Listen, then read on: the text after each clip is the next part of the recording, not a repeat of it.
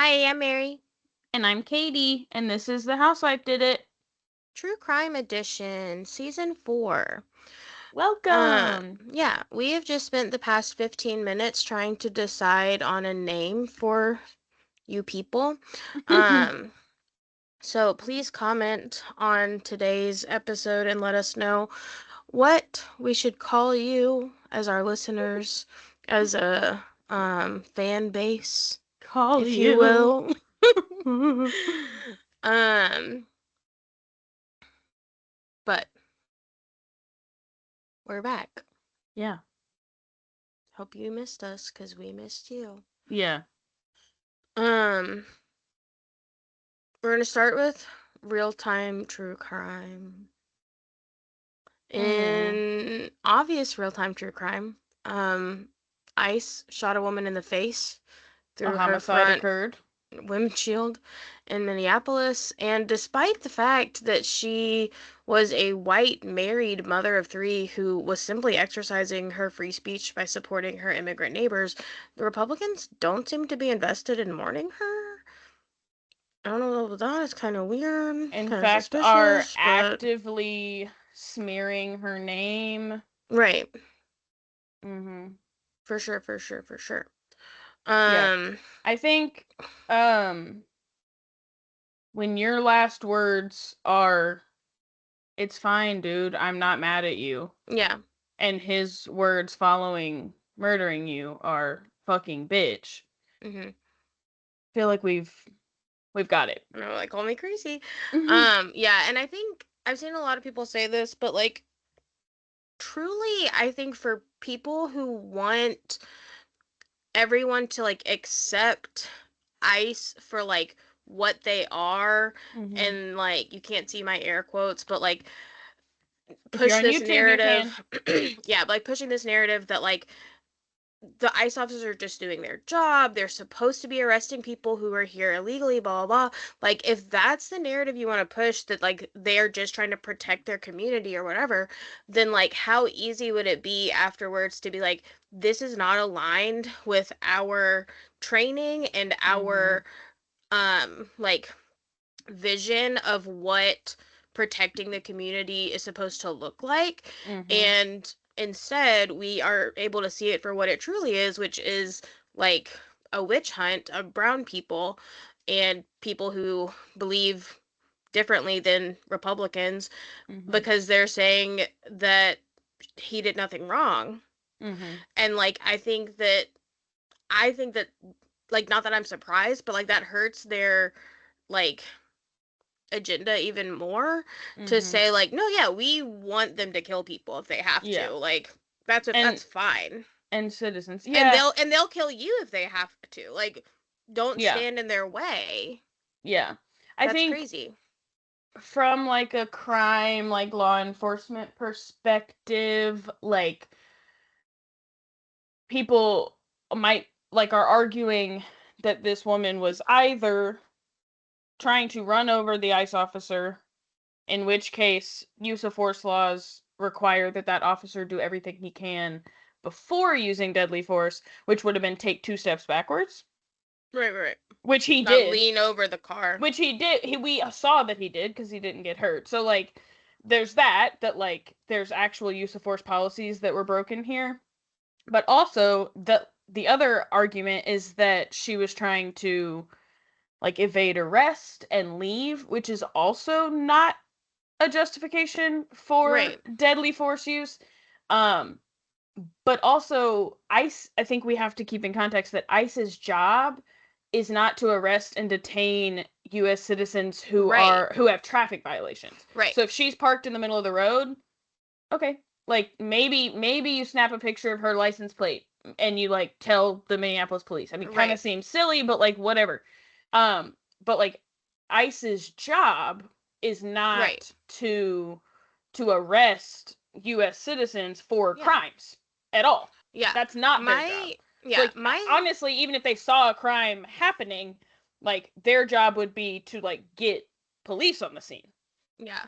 My thought was also like, believe me, it is defund the police all day, every day around here. Yeah. But like I also like understand the concept of police officers having firearms in the sense that they are going to be at sometimes dealing with dangerous situations where other people may have firearms, whatever. But like I genuinely like don't see a need for ICE to have firearms Mm-hmm. because in theory their job should never be that dangerous a situation. Mm-hmm. Like, you know what I'm saying? But and then they say things like, well, there's been a 1,200% increase in like attacks on ICE. Well, there's also probably been a 1,200% increase in ICE presence. Right. So like when you have an exponentially larger amount of people and they're doing increasingly violent homicidal things, Yeah. yeah, like the counterattacks, if you will, are gonna happen more. Right. Um, yeah. Yeah. I just don't I just don't understand, sorry.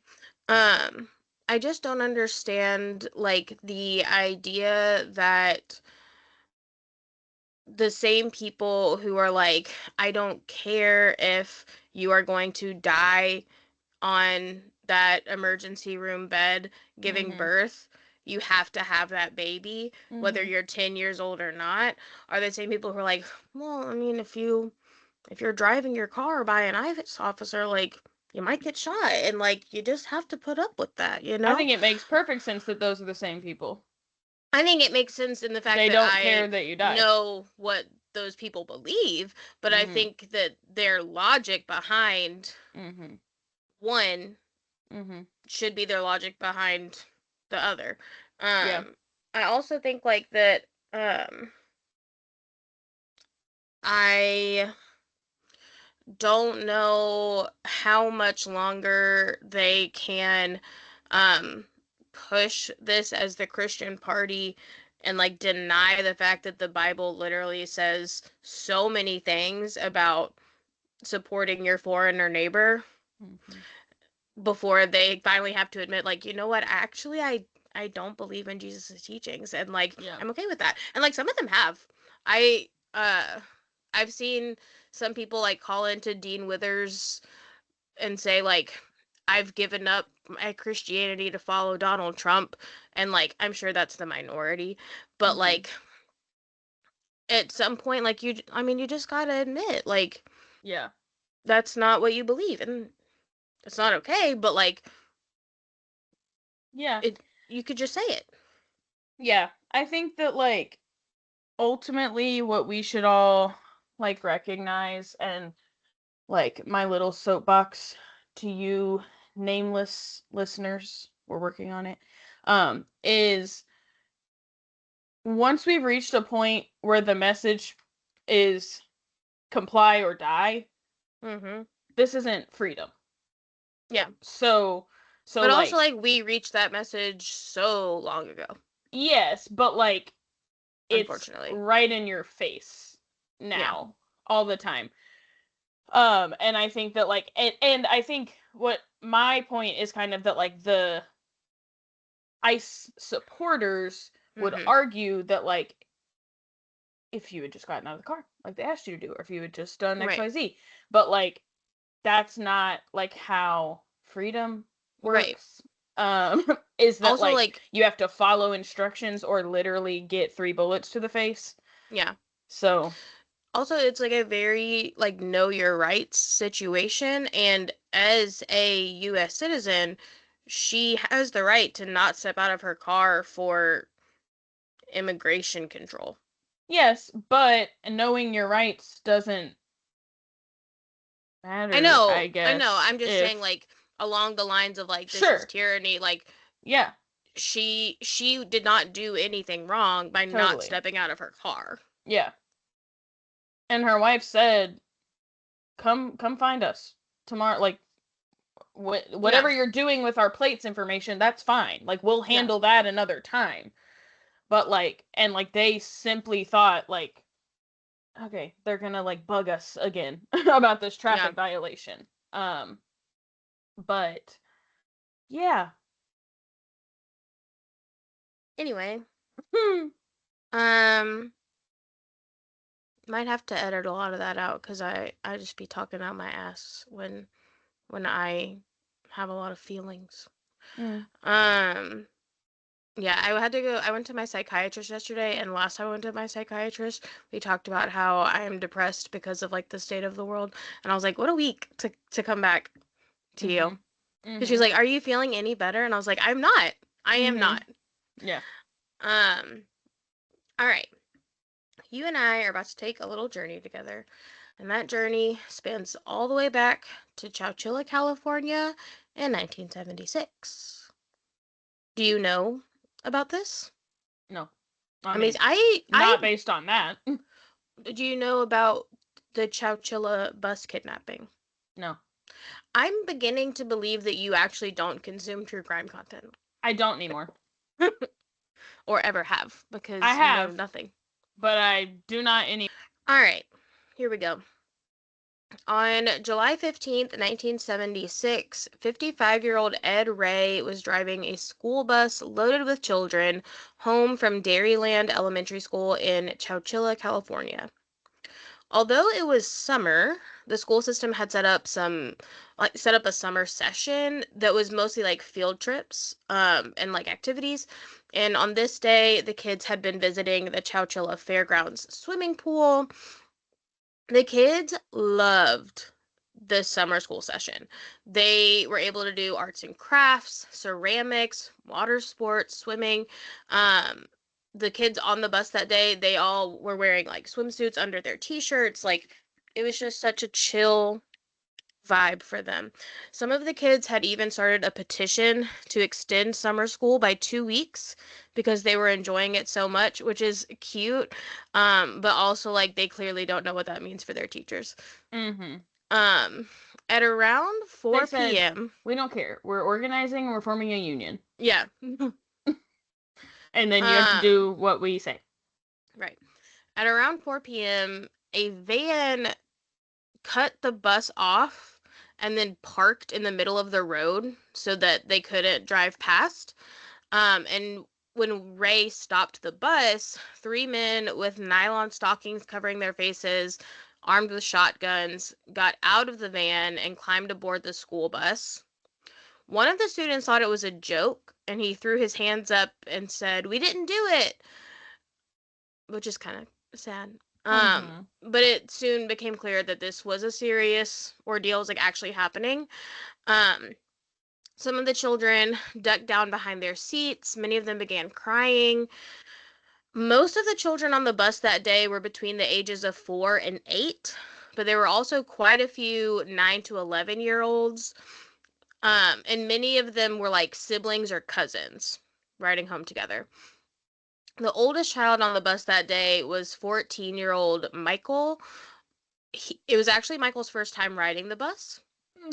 I know. The day before, Michael's mom had caught him drinking her beer and told him that as a consequence, he would have to ride the bus home from summer school with the little kids. So, the reason this is a consequence is because the older kids got out at noon, Mm. but the littles stayed until 3, which Mm. meant and that's when the buses ran. So Michael would have to wait on campus for several hours before he could go home. With a bunch of little babies. Yeah, but he did find something to entertain him while he waited. There was a small orchard on the campus where Michael hid and made out with the daughter of one of the teachers. Okay, brother. And I know, He said, "Punishment. This is not." yeah. My favorite part of this was we watched two different documentaries on this. And in one of them, he said that he got in trouble because his mom came home and caught him making popcorn and he burned it. And then in the other one, he was like, "No, I was drinking beer."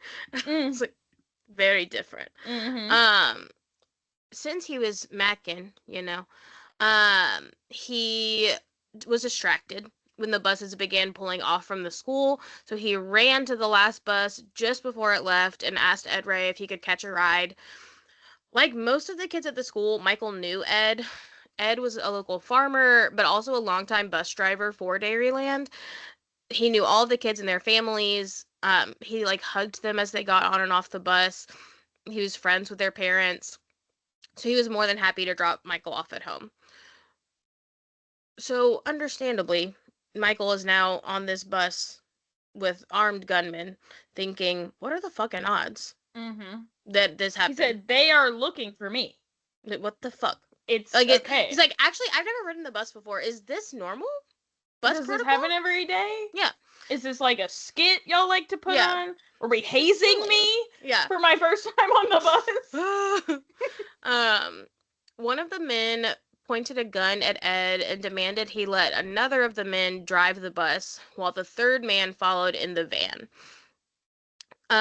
After driving for a bit, the men took a deep incline off the road through a bumpy path to a shallow branch of the Chowchilla River called the Barinda Slough?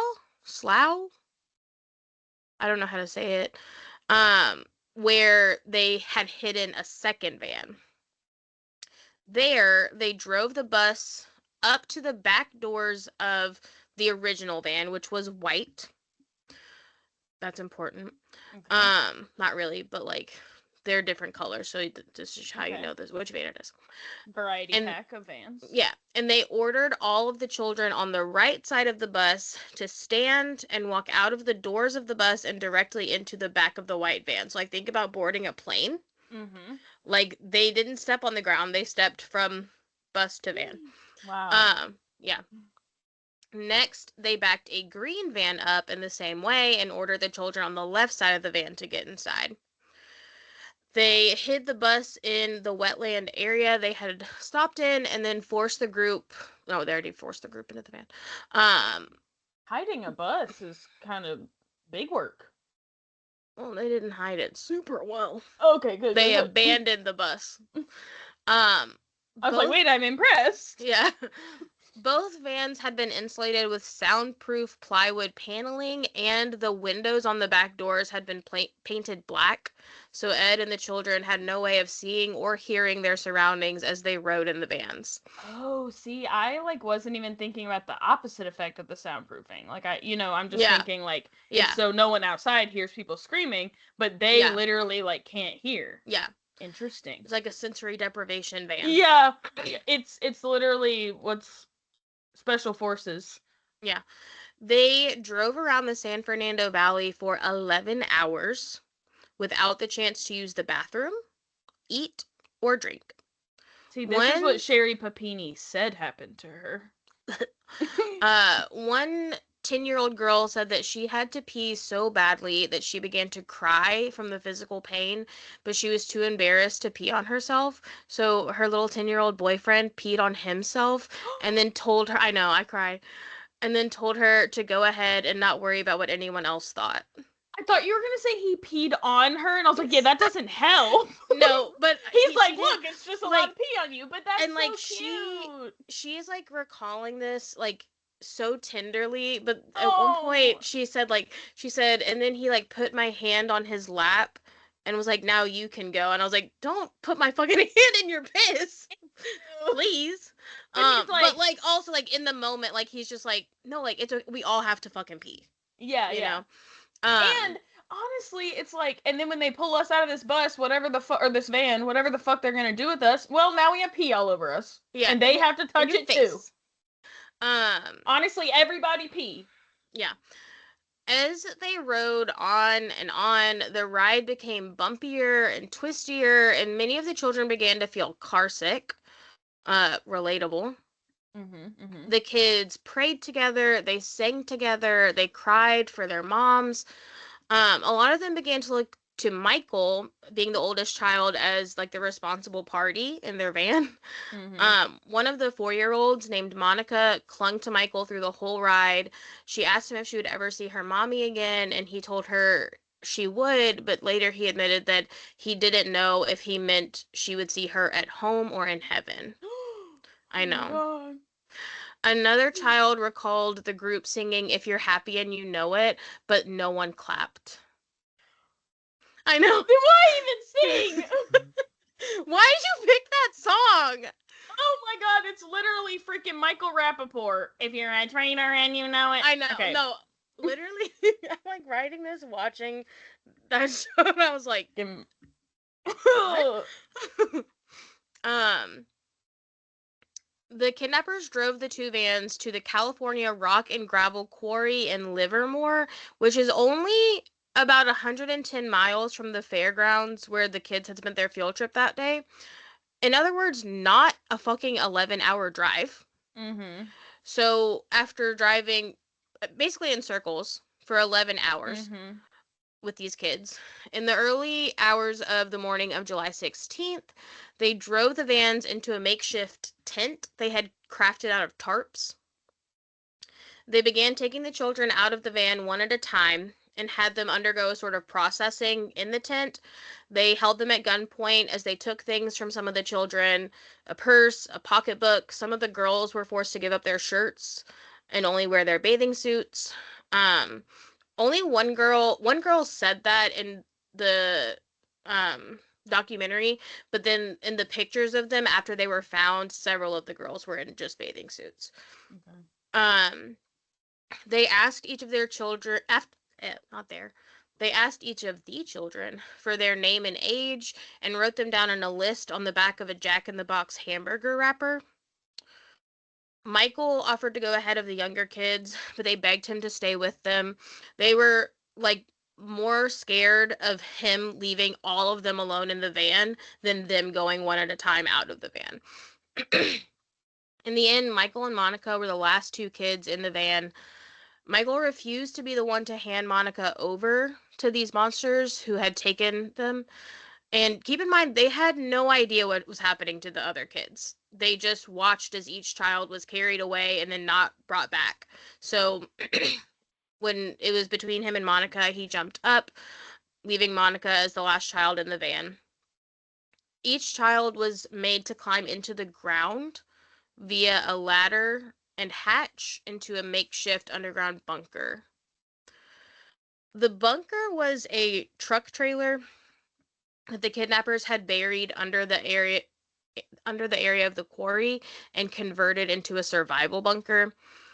They had put 4x4 posts up to support the weight of the van. They had added ventilation and fans. They had dug a hole in the ground to be used as a toilet. The bunker was filled with mattresses, lots of mattresses. A small amount of food and water, a fan, and one flashlight. Once everyone had been loaded into the bunker, the ladder was removed, and the men covered the opening hatch with a manhole cover, weighed it down with 100-pound industrial batteries, and then buried the opening with dirt. As they took in their surroundings, Michael at least felt like the kidnappers wanted to keep them alive because they had provided some necessities. Ed began to panic. He was yelling out to the kidnappers. He begged them to release everyone. He told them he had a blank check in his pocket and would pay them with anything they wanted. He had the kids join in and chant, "Pretty please, pretty please, pretty please." Mm. Um, as hours passed in the bunker, the food was quickly eaten. The batteries died in the fan, and the oxygen levels began to decrease due to the lack of air circulation. Mm. After about 16 hours underground, dirt began to crumble to the floor of the bunker, and the group realized that the roof of the trailer was caving in and the earth was falling around them. Ed was concerned that the kidnappers were waiting right above the hatch, armed with their shotguns, but Michael felt like they had to choose between possibly meeting the kidnappers on the other side of the hatch or waiting to be crushed. Mm. So he convinced Ed they needed to take action, and they came up with a plan. They stacked the mattresses one on top of the other until they were high enough for Michael to climb on top of and reach the hatch. Ed pried it open a small amount while Michael wedged a piece of plywood under the door enough to keep it from closing back. There were 2 tons of material on top of the trailer. Okay. And it seemed like it was going to be impossible to move that. Yeah. Um, Michael took a break, and then he reminded himself that he worked his ass off every day on a cattle farm, and he could do this. So, with the piece of wood holding the hatch ajar, Michael was able to reach out and hit and punch at the sheet metal and batteries until a hole formed in the hatch. Dirt began falling onto the mattresses, and then they could see light. Okay. Ed and Michael did a quick peek around. The kidnappers didn't seem to be there, and then they began to dig away at the dirt covering the rest of the hatch.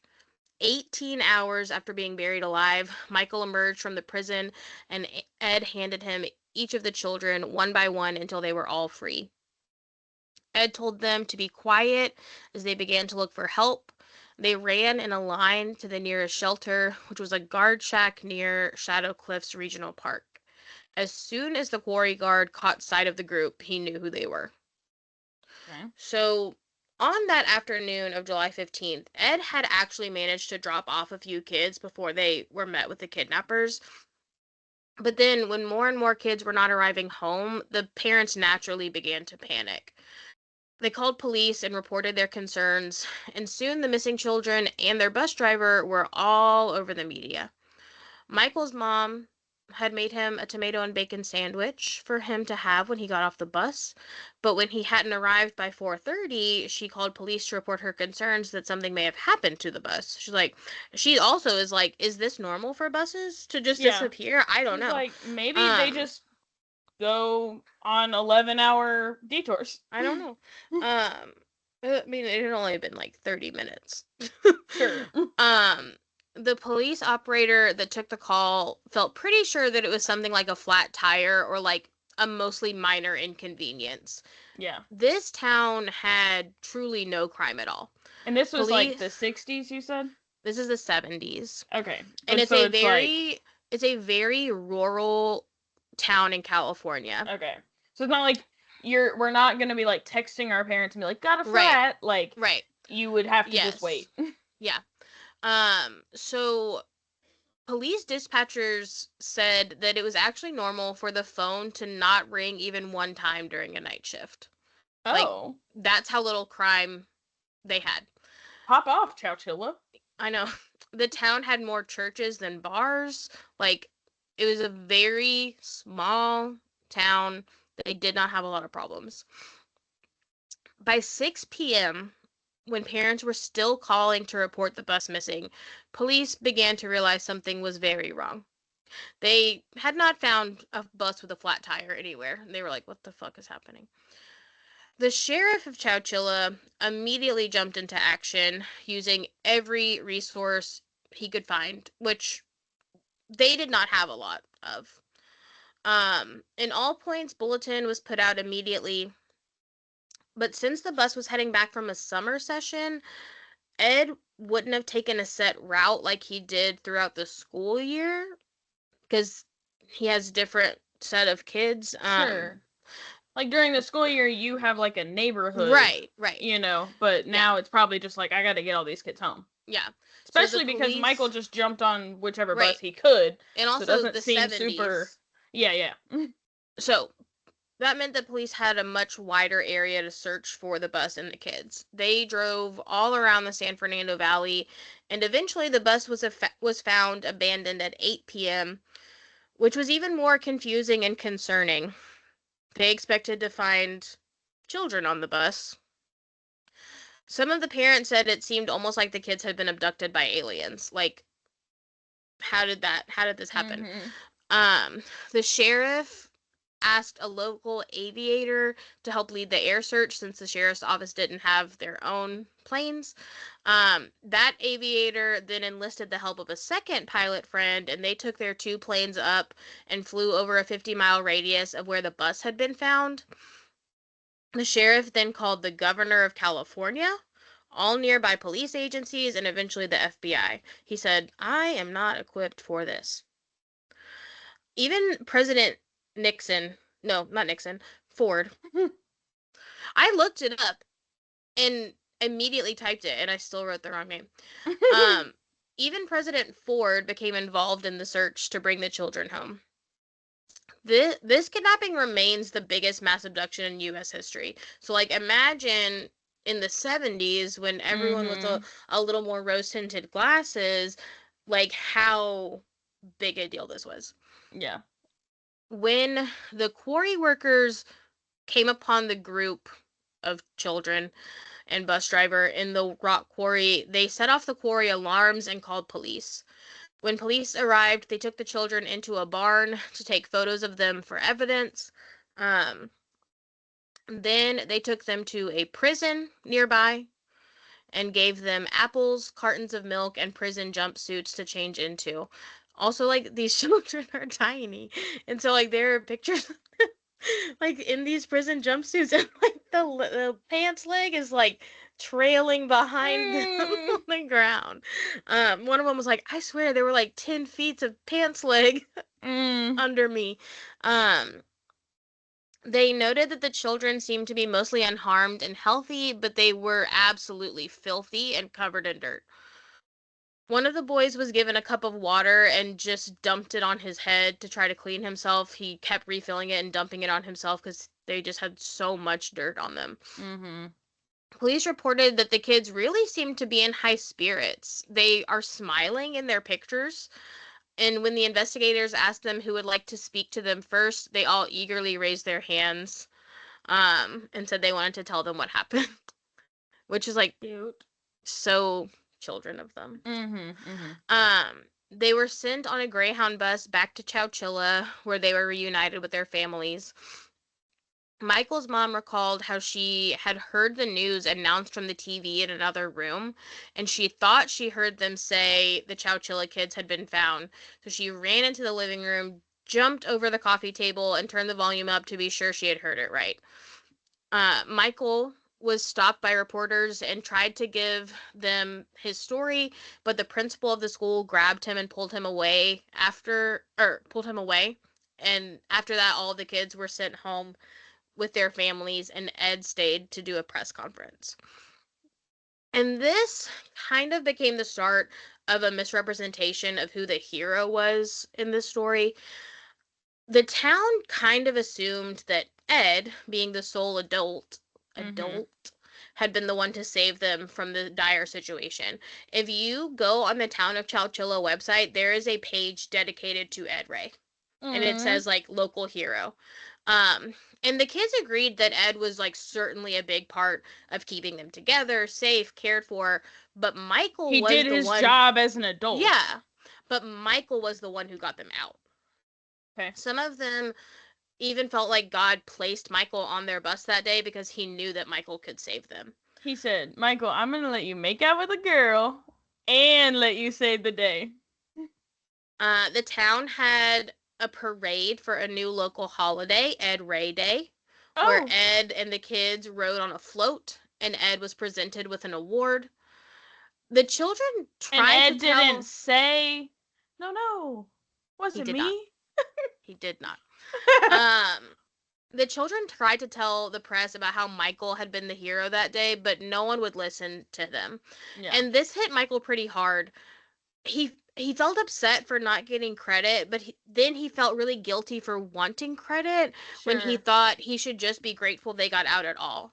And, like, he wasn't going to say anything because it just wasn't who he was, but he definitely felt slighted, and that added to the trauma of the situation for him. And Michael certainly wasn't the only one traumatized and struggling after the escape. The kids began having nightmares and night terrors so often that some of them avoided sleeping altogether. One of them said she would sleepwalk into her parents' bedroom and tell them that she was being killed by the kidnappers. Another saw the kidnappers in his dreams as a depiction of demons he had seen in church. Especially, so, like...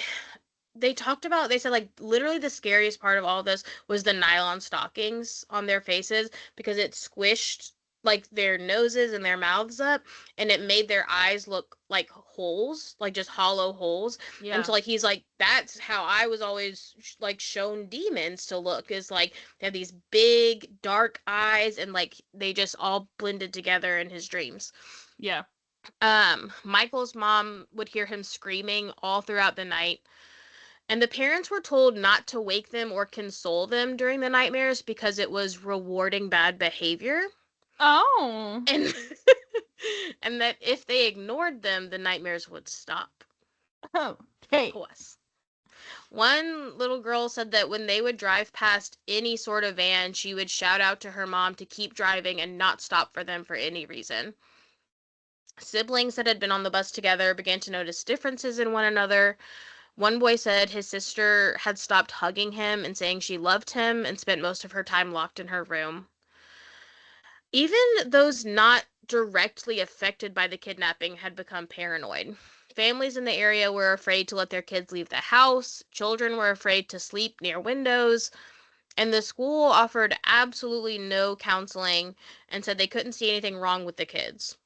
The principal added that if they were having psychological problems at home, he wouldn't be able to see that or address it because he doesn't live in their home, of No. course.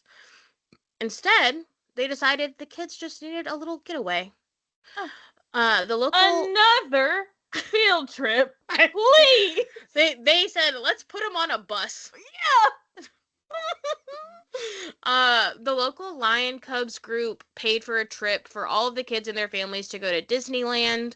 There, they got to meet all of the Disney characters and ride in a float in another parade. We're just make-a-wishing these kids. Yeah, literally.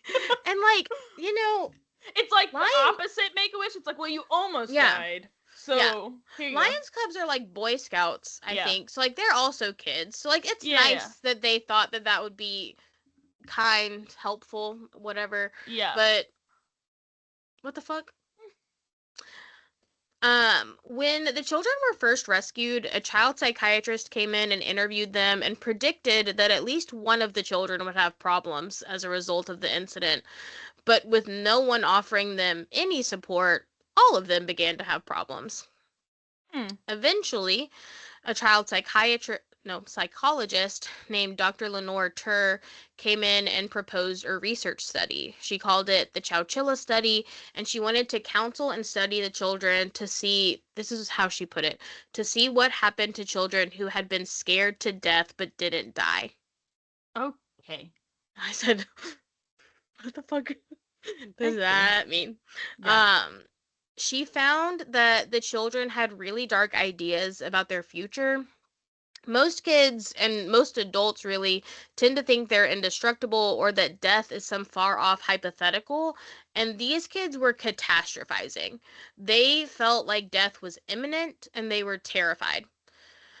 They also learned through the study that fear can cause hallucinations. So a lot of the kids talked about how in their time in the bunker they began to see things. One of them said that she truly believed she could see through the roof of the bunker and that she saw the kidnappers laying on top of the bunker like sleeping. Like she had like X-ray vision. Yeah. That's scary. Yeah. Everything Dr. Tur learned through her study is the reason counselors are now offered after school shootings. Columbine was really the first time school leaders invested in children's mental health after a traumatic event, and that's because of the kids in Chowchilla.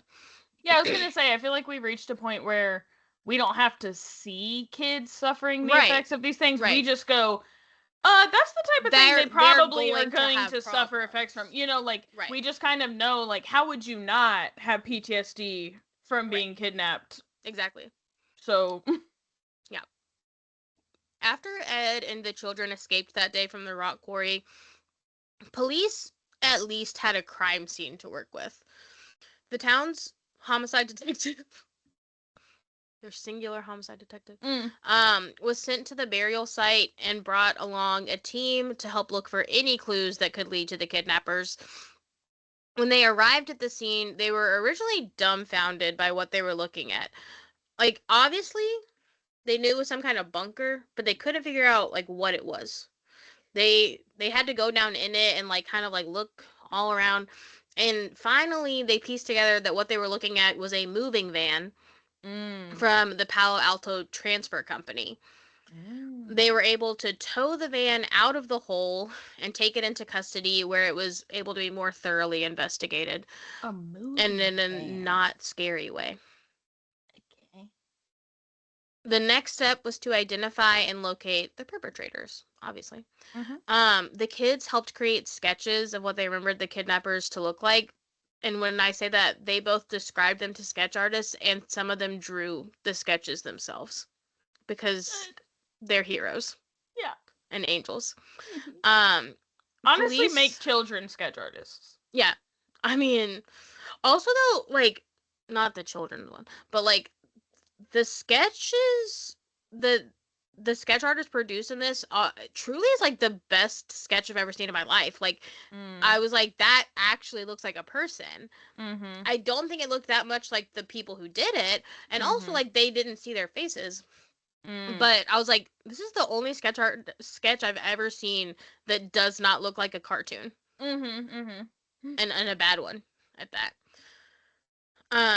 Police received a tip that the vans were located in a storage unit.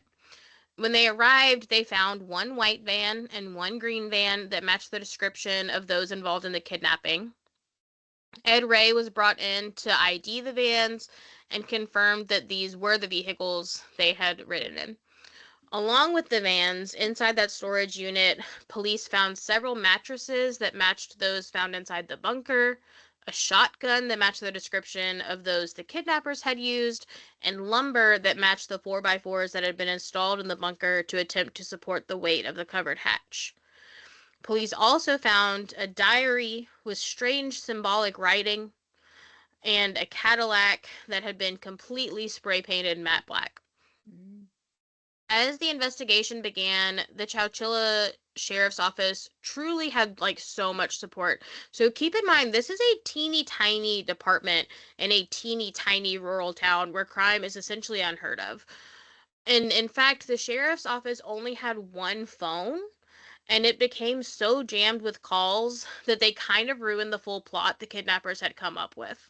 They were attempting to call the Chowchilla Sheriff's Department all night to demand a $5 million ransom, but they couldn't get through the busy lines. Mm. One Crazy. day, police received a call from a worker at the California rock and gravel quarry where the children had been found. This worker had some information he believed could be helpful. He explained that he kept a pretty detailed log of interactions with people in the quarry, and he had some notes about a strange encounter he had shortly before the kidnapping. He had found a man kind of suspiciously wandering the quarry and asked him what he was up to. The young man identified himself as Frederick Newhall Woods and told the worker that he was the son of the quarry owner. Mm. But the interaction just didn't sit right with him, and he felt like Woods was up to something, so he suggested police look into it. The Woodses were descendants of a California gold rush tycoon, and they were loaded. Mm. Police arrived at the Woods mansion the following day, and it was clear this family had old money. Their multiple garages were filled with antique cars and rare military vehicles. They they're collecting not just antique cars, which are already expensive, but like one of a kind military vehicles. Mm-hmm. Wild. Yeah, there was a sort of mother-in-law suite on the property, and Frederick lived in the upstairs of that building.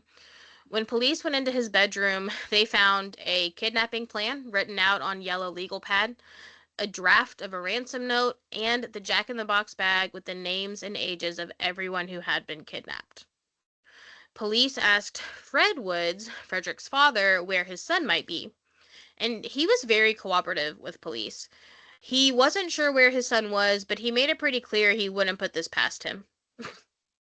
He explained that he had tried to get his son interested in the family business to set him up with generational wealth and success, but Frederick Woods had no interest. He wanted to work on old cars, but he also wanted his parents to bankroll the entire operation.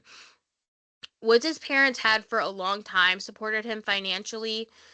Um, there had been times where they had cut him off when he got into trouble, but they always ended up backtracking and loaning him money again. However, recently they told him that he needed to make money on his own, and they were not backing down. They would not be giving him any more loans, despite the fact that he still lived with them. Mm-hmm. Police were able to connect Woods to a friend from high school named James Schoenfeld and his brother Rick. What? Why do I feel like I know that name? Because he's a famous kidnapper. Well, it sounds like the last name of the guy in the Captain. I know. Well, also, like, Wasn't it it's something two like brothers. that? It was Crown and Shield. Oh, yeah, but similar. But also, like, two brothers. I had the Mm-hmm. same thought. And his brother Rick, who were the sons of wealthy podiatrists. Ah. Much like Woods, the Schoenfeld brothers had recently been cut off by their parents and were encouraged to find their own way to make money. The community was shocked by who the kidnappers were turning out to be. Michael's mother pointed out that Woods had more money than the town of Chowchilla itself. Like, she was like, for why are you demanding ransom from a poor, tiny town? Mm-hmm. With the notes found in Woods' home, investigators were able to determine that the trio had been planning this kidnapping for a year. They had been heavily inspired by the film Dirty Harry, in which an armed man climbed aboard a school bus and holds children hostage before driving them into a rock quarry. Oh, nice. Easy enough. Yeah, right. Woods had been cut off by his parents for the last time and was broke, but he also decided he was going to pull himself up by his bootstraps and make his own money. Mm-hmm. How would he do it? He would demand ransom from the state of California. Mm-hmm. And he thought, the state He's funds just the an schools. entrepreneur. Yeah. Oh, is he? He thought, the state funds the schools, so that would be where they would find their hostages. Easy enough.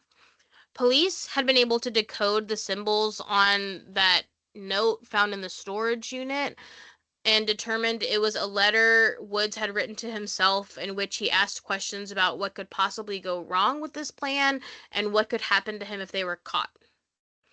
What did himself tell himself? It was literally just questions. He was like, okay. What if this? What if this? What if this? Police had also found a map in which several schools had been circled that it seemed like the men were considering targeting. And these men truly believed they had thought of everything. They made visits to the rock quarry in the dead of night, digging and eventually burying the moving van. When they called for the ransom money, they were going to insist the police airdrop the money to them, so they had marked areas with white tape to indicate where the money should be delivered. Oh, like literal airdrop. I was like, it's the 70s. What are you no, as talking I typed about? that, I typed that and I was like, this is how airdrop was originally used. This is how it got its name. That evening, they gathered their script and called the sheriff's office, but as we know, the phone line was jammed. They decided to call back later. So we got time. Woods had dinner with his parents while the Schoenfeld brothers took a nap. When they woke up, they saw on the news that the victims had freed themselves. They rushed over to Woods' house. That girl that saw them napping he said, on the top of the bunker, she was I know. I was like, literally, because I already knew that, and then she said that, and I was like, girl. what? So they rushed over to Woods' house, and they devised their escape plan. Woods fled to Vancouver, with James Schoenfeld following closely behind him. When Schoenfeld reached the border with his car full of guns, Canadian Border Patrol stopped him. They very kindly, as Canadians do, explained to him that he could not bring a car full of weapons into their country. They bought him a soda, made sure all his guns were packed safely back into his vehicle, and sent him back to the U.S. like the Grinch and Cindy Lou Who. Like, that's how I picture it.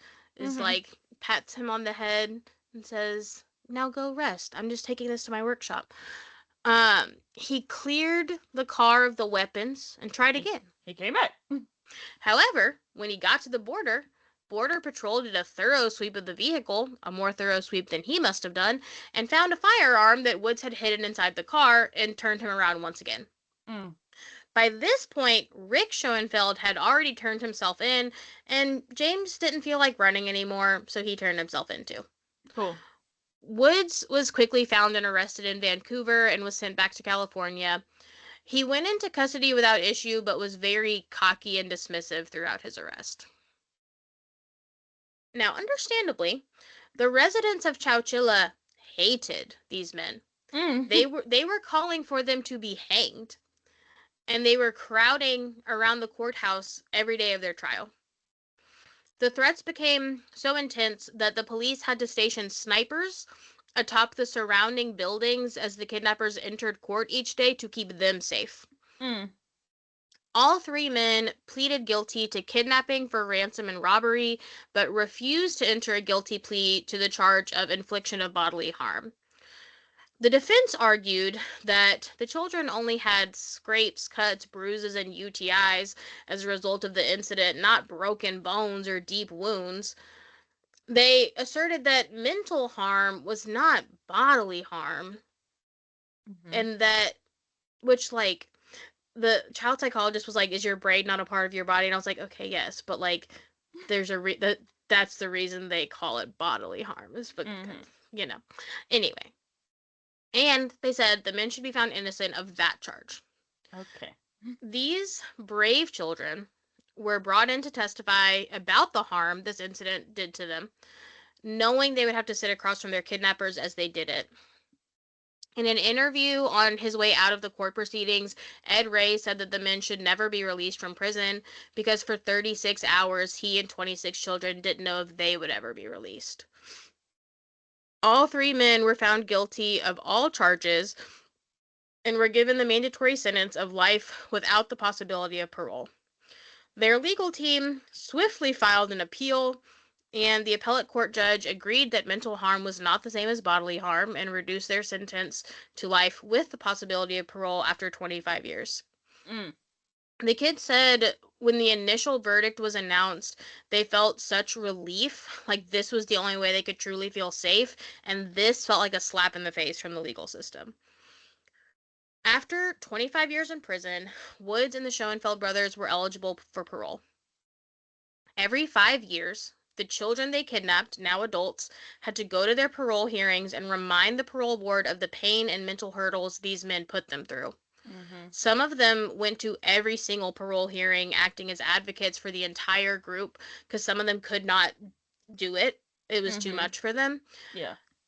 Even after the sentencing and 25 years, these kids went through the ringer. It was, when they first came back, it was really uncomfortable for them having the entire town recognize them because of their trauma. Yeah. 5 years after the kidnapping, Jeff Brown, who was the boy who said we didn't do it, he died in a farm accident working with his father when he was 15. The family felt like all eyes were on them once again. Under the pressure, Jeff's parents got divorced. His mom and his sister Jennifer, who had also been on the bus that day, decided to move away. And Jennifer wanted to become someone that no one recognized as a victim. She said, I wanted to be no one. Yeah. They moved to an area that is prone to tornadoes, and Jennifer said that only as an adult could she bring herself to purchase a storm shelter, and even then, she could not get one that went underground. Yeah. She has an above-ground storm shelter. And she said, like, when there is a tornado, like, her husband and her sons have to, like, work with her to gradually get her into the storm shelter. Around the same time that Jeff was killed, Michael, who was at this point 19, was getting drunk every single night to try to forget what had happened. He felt like he had never been acknowledged for how he had saved the kids that day and continued to wrestle with guilt for that feeling. He gave up on his dream of being a rodeo cowboy and would end up going to rehab 7 times for his drinking problem. Another boy struggled with anger issues for a long time after the kidnapping. He was actually asked to leave one of the parole hearings because he was getting so angry and so loud. And he told the parole board that he wouldn't say they were ready to be released until he saw them cry for him. He went to prison for some time, and when he was released, he came to terms with the fact that he felt like he was in a prison of his own making. He would fantasize constantly about torturing his kidnappers, and eventually he said he sat down and prayed. He asked God to forgive the men because he couldn't bring himself to do it. He then Fair. got involved. I don't know, he then got involved in the restorative justice process, which allows victims to meet with those who are imprisoned for harming them. And he met with Rick Schoenfeld and told him that he had finally been able to forgive him. Then he told Rick that for 36 hours he was in a prison the kidnappers had made for them in the ground, but for 38 years he was in a prison he had built up in his mind, and he asked Rick's forgiveness for his hatred. I said, no, don't do that. Just don't that. Take it back. Yeah. Good for you. No, I'm happy for you. After 2010, the opinion of the public really flipped. High-profile business owners and politicians like William Newsom, do you know him?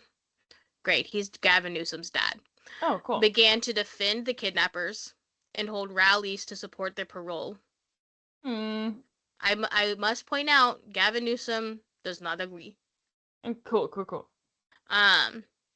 One of the members of the prosecution team who had assured the kids that these men would never be released even became an advocate for them. He asked the parole board when they would be pleased that these men had served enough time. When they're dead? Yeah. He would call the victims and offer to pay them in exchange for letters of support. One of the girls who was on the bus that day accepted the offer, and it really rocked the group who had been advocating for their own safety and sanity for so long. Rick Schoenfeld was granted parole in 2012 and released from St. Louis Obispo Prison. James Schoenfeld was paroled next in 2019. The two main advocates for the group were Jody Heffington and Linda Correjo, who were both 10 at the time. Linda is the one whose boyfriend peed on himself for her. Linda? I know. They attended every single parole hearing, and after the release of both Schoenfeld brothers, Jody became so depressed that she was unable to get out of bed or eat, and she began drinking heavily. For them to get out? No, they were advocates for them to stay. They were advocates for the group. Okay. And like kind of rock on, the Linda. like speaker for all of them, and so that's why it really rocked them when this other woman advocated for them to be released. When they were released, Jody began drinking heavily. She passed away in 2021. She was the second one from the group who had died at that point after Jeff in the 80s. And now her son advocates in her place. Oh, wow. He told the parole board that if it wasn't for his mom showing up to every hearing, they likely would have let the kidnappers go back in the 80s. Which is not true necessarily because that hadn't been 25 years. Yeah. In 2016, a workers' comp lawsuit was filed against Frederick Woods. You may be wondering, how did that happen? Turns out he had been conducting multiple businesses from behind bars via contraband cell phones. He was the owner and operator of a Christmas tree farm, a car repair business, and a gold mine. Wow! He was able to do this because he had access to a trust fund from his parents worth $100 million. Okay. So look, he would just, like, give people commissary to do things for him? No, the people that worked for him were not in prison. No, I know. I just meant, like, but you have to work with people in prison to get, like, phones into prison. Yeah, like, maybe. You know. But also, like, I don't know. I can't think of a reason that an incarcerated person would need $100 million. Yeah. I don't know. Call me crazy. He had also kept possession of the vans used in the kidnapping because he believed they would increase in value due to their notoriety. Oh. Mm-hmm. A keepsake. I know. He's He's consistent. Mm-hmm. At his 17th parole hearing, the victims logged on via Zoom and listened as the parole board asked Woods why he was so obsessed with money. He admitted that he never needed money, but he did want money. Mm. And he now realized it was wrong to think that kidnapping children was the way to get it. Mm-hmm. So the parole board granted him parole and he was released from prison in 2023. Mm. I feel like he is like what would have happened if Klaus had gone differently. Like, it's cut off, but True. he does not learn a nice life lesson Yeah. to like bring peace to Children. wherever. Yeah. While the kidnappers being released was a tough blow to the victims, they are doing amazing things in their own right. Linda, our queen, is now a teacher at Dairyland School. And she Nice. said she watches them kids like a hawk. I'm sure she does. Um, the boy who had met with Rick Schoenfeld and forgave him became a pastor and a counselor. And Michael finally got the credit he deserved, at least from the other kids and their families. One of the kids met up with Michael and his mom for a documentary in 2023 and told Michael that he was crying, and he looked at his mom and he said, "I get to meet my hero again." Mm. And he told him he had saved his life. A daughter of one of the kids also met with Michael and thanked him for saving her mom. And he said it never occurred to him that the kids he had protected that day had grown up and had families. And he Mm-hmm. didn't realize like how much he needed to hear the thanks and that like what he did mattered. Because now like they are married, they have their own children, Mm-hmm. and they are doing amazing things. Yeah. So, um, And none of that would have been possible yeah. if they were And dead. yeah, and Gavin Newsom, after uh, Wood's release in 2023, said he talked to the parole board and he said, "Why do you do that? Mm-hmm. Don't do that." Yeah. This guy sucks. Yeah, the end. Wow. I know, it's It's crazy. good stuff. Like It's like it's a kind of like crazy story already, but then like you get to the like contraband cell phones and you're like, "What yeah, the yeah. fuck is happening?" Yeah. But it was kind of warm and fuzzy. Yeah, Yeah. it is. And like it, I highly recommend. The main thing I watched was a documentary on HBO Max that came out in 2023 called Chowchilla. It's really good. Um, and it's one of the few like retellings of the story that does like center Michael as the hero. And so it's very worth watching, and it's got like a lot of the kids in it, um, and their kids and Yeah. stuff, and it has a lot of like pictures from the event that are like harder to find online. But it's very good, and it's really hard like listening to them talk about how it affects them like still to this day, but also like very like warm and fuzzy watching them like reunite with each other and see how like some of them have maintained like lifelong friendships. Yeah. It was a good one. Thanks. Um, friends, listeners, whatever. Please know that we, especially Mary, take requests. Oh yeah. If you have any requests for future episodes, please let us know. DM us, comment, But I'm but I comment must say anywhere. for the first time ever I have mapped out my cases Your request won't be for a next up in while. line, It but usually is, but but we'll get to them. That's all. thanks for listening. Welcome Yeah. back. Woo! All right. Bye. Bye.